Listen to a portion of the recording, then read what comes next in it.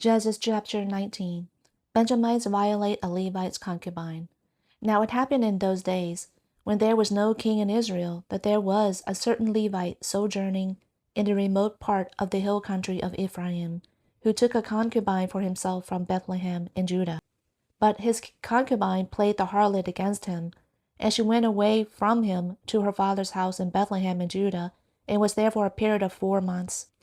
Then her husband arose and went after her to speak to her heart in order to bring her back. And his young man was with him as well as a pair of donkeys. So she brought him into her father's house. And the girl's father saw him and was glad to meet him. And his father-in-law, the girl's father, prevailed upon him. And he remained with him 3 days.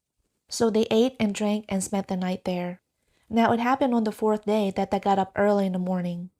And he arose to go.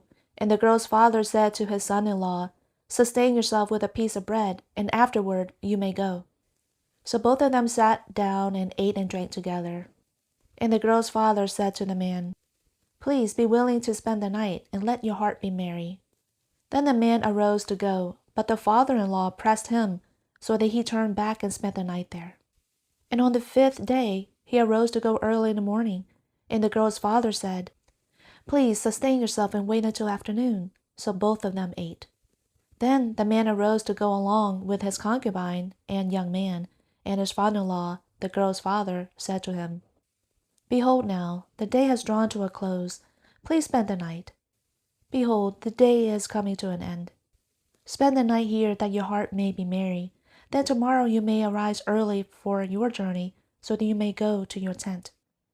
But the man was not willing to spend the night, so he arose and went and came to a place before Jebus, that is Jerusalem. And there were with him a pair of saddled donkeys. His concubine also was with him. They were alongside of Jebus. The day was almost gone. And the young man said to his master, "Come, please, let us turn aside into this city of the Jebusites and spend the night in it." However, his master said to him, "We will not turn aside into the city of foreigners who are not of the sons of Israel, but we will pass on by until Gibeah." Then he said to his young man, "Come and let us draw near to one of these places, and we will spend the night in Gibeah, or Ramah." So they passed along and went their way, and the sun set on them near Gibeah, which belongs to Benjamin. Then they turned aside there in order to enter and to spend the night in Gibeah. So they turned and sat down in the open square of the city. Now no one was taking them into his house to spend the night. But behold, an old man was coming from his work from the field at evening. Now the man was from the hill country of Ephraim, and he was sojourning in Gibeah. But the men of the place were Benjamites. And he lifted up his eyes and saw the traveler in the open square of the city. And the old man said, "Where are you going, and where do you come from?" And he said to him, "We are passing from Bethlehem in Judah to the remote part of the hill country of Ephraim. I am from there, and I went to Bethlehem in Judah. But I am now going to the house of Yahweh, and no man is taking me in to his house. Yet there is both straw and fodder for our donkeys, and also bread and wine for me, your maidservant, and the young man who is with your servants. There is no lack of anything." Then the old man said, "Peace be to you. Only let me take care of all that you lack. However, do not spend the night in the open square." So he brought him into his house and gave the donkeys fodder, and they washed their feet and ate and drank.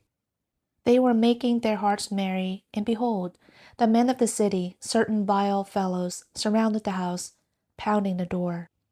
And they spoke to the owner of the house, the old man, saying, "Bring out the man who came into your house, that we may know him." Then the man, the owner of the home, went out to them and said to them, "No, my brothers, please do not do evil. Since this man has come into my house, do not commit this disgraceful act. Behold, my daughter who is a virgin, and his concubine. Please let me bring them out, that you may violate them, and do to them whatever is good in your eyes. But do not commit such a disgraceful act against this man." But the men were not willing to listen to him. So the man took hold of his concubine and brought her out to them. And they knew her and abused her all night until morning. And they let her go at the breaking of dawn. As the day began to dawn, the woman came and fell down at the doorway of the man's house, where her master was until full daylight. Then her master arose in the morning and opened the doors of the house, and went out to go on his way. And behold, the woman, his concubine, was lying at the doorway of the house with her hands on the threshold. And he said to her, Get up and let us go. But there was no answer. Then he took her on the donkey, and the man arose and went to his home. Then he entered his house and took a knife and took hold of his concubine and cut her in 12 pieces, limb by limb, and sent her throughout the territory of Israel. And all who saw it said, Nothing like this has ever happened or been seen from the day when the sons of Israel came up from the land of Egypt to this day. Consider it, take counsel, and speak up,